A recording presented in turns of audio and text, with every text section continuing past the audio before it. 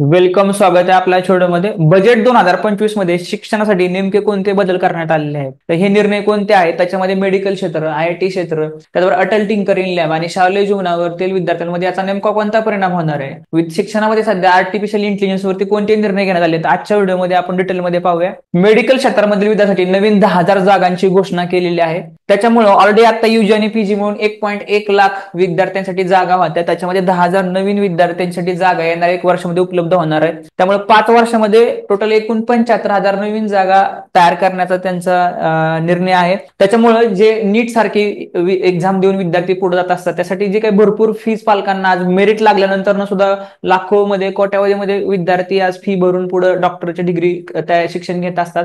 त्यासाठी कुठेतरी हा जो मेरिट आहे तो खाली येऊ शकतो किंवा त्याच्यामुळे सर्वांना या सुविधा उपलब्ध होऊ शकतात. त्याच्यामध्ये सरकारी मेडिकल कॉलेजमध्ये प्रवेश घेणं सोपं होणार आहे. तर IIT क्षेत्रासाठी 6,500 नवीन जागांची घोषणा केली आहे. त्याच्यामुळे IIT पलक्कड, IIT गोवा, भिलाई, जम्मू, धारवाड आणि तिरुपती या ठिकाणी या नवीन सुविधा उपलब्ध केल्या जाणार आहेत. त्याच्यामुळे 6,500 नवीन जागा मुलांना मिळणार आहेत. त्यामुळे IIT जे सारख्या जी स्पर्धा आहे, ज्याच्यामधून त्या परीक्षेमधून हाय मेरिट मुलांचा लागला तर पुढे सिलेक्शन होतं, त्यासाठी ह्या मेरिट जे आहे किंवा मुलांना सुविधा त्या ठिकाणी उपलब्ध होणार आहेत आणि IIT मध्ये मुलांची संख्या पण वाढणार आहे. संशोधन क्षेत्रामध्ये ऑलरेडी इंडियामध्ये जो काही खर्च आहे तो कमी केला जात होता. त्याच्यामुळे IIT आणि IISc म्हणजे इंडियन इन्स्टिट्यूट ऑफ सायन्सच्या विद्यार्थ्यांसाठी 10,000 विद्यार्थ्यांना PM फेलोशिप ही दिली जाणार आहे. त्याच्यामुळे आर्थिक सहाय्यामध्ये वाढ केली जाणार आहे आणि रिसर्च क्षेत्रामध्ये विद्यार्थ्यांना याचा फायदा होणार आहे आणि त्याच्यामध्ये त्यांना जास्तीत जास्त फंड्स उपलब्ध होणार आहे. तर अटल टिंकरिंग लॅब, ज्याच्यामध्ये विद्यार्थ्यांना शालेय जीवनामधूनच रिसर्च आणि इनोव्हेशन यासाठी त्यांना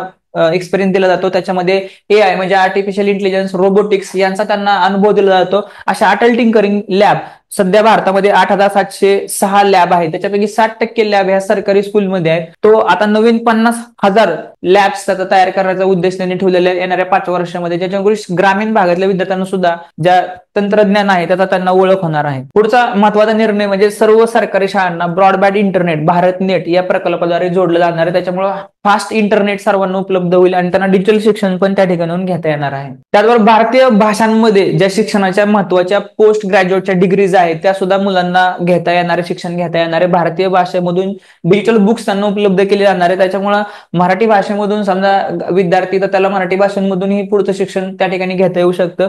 यासाठी हा प्रोग्राम उपलब्ध केलेला आहे. तर यासाठी हे घेतलेले निर्णय आपल्याला कसे वाटले नक्की आपण शेअर करू शकता.